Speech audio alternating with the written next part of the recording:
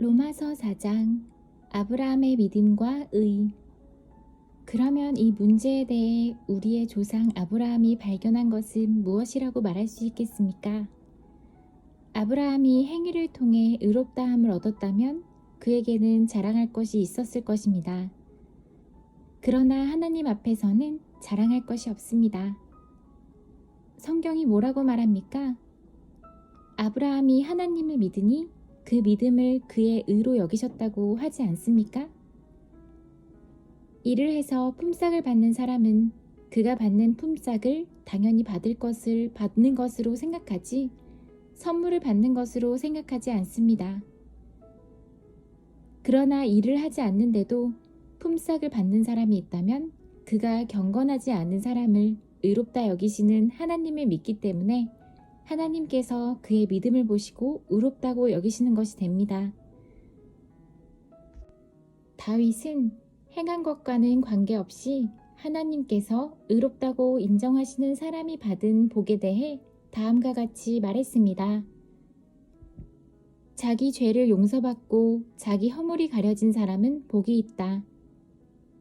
주님께서 죄 없다고 인정해 주는 사람은 복이 있다. 그렇다면 이 복이 할례를 받은 사람들에게만 내리는 것입니까? 아니면 할례를 받지 않은 사람들에게도 내리는 것입니까?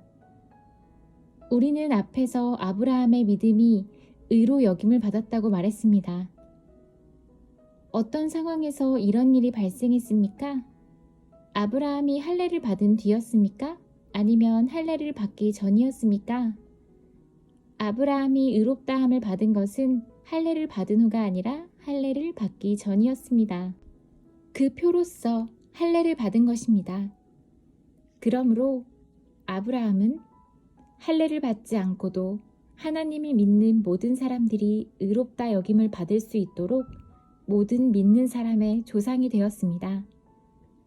또한 아브라함은 할례 받은 자의 조상이기도 합니다.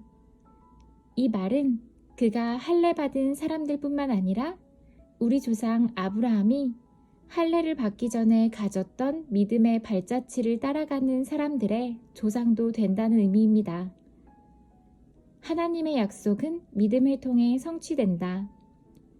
하나님께서 아브라함과 그의 후손에게 그들이 세상을 물려받을 상속자가 되리라고 하신 약속은 율법을 통해 온 것이 아니라 믿음으로 인한 의를 통해 주신 약속입니다. 만일 율법을 지키는 사람이 상속자가 된다면 믿음은 쓸모가 없어지고 약속도 무용지물이 되고 말 것입니다. 율법은 하나님의 진노를 야기하지만 율법이 없다면 율법을 범하는 일도 없을 것입니다. 그러므로 하나님의 약속은 믿음을 통해 주어집니다. 이렇게 하신 것은 하나님께서 아브라함의 모든 자손에게 약속을 은혜로 주시기 위해서입니다. 모세의 율법 아래 사는 사람뿐만 아니라 우리 모두의 조상 아브라함처럼 믿음으로 사는 사람들 전부가 아브라함의 자손이 됩니다. 성경에 내가 너를 많은 민족의 조상으로 삼았다 기록되어 있는 것처럼 아브라함은 그가 믿은 하나님, 곧 죽은 사람도 살리시며 없는 것도 있게 하시는 하나님을 믿었습니다. 아브라함은 소망이 전혀 없었지만 하나님께서 너의 자손이 이와 같이 많아질 것이다 라고 말씀하신 대로 자기가 많은 민족의 조상이 될 것을 믿고 소망하였습니다. 아브라함은 100살이나 되어 거의 죽은 사람이나 다름없게 되었고 살아도 나이가 많아 아기를 낳을 수 없다는 것을 알았지만 하나님을 믿는 믿음이 약해지지 않았습니다.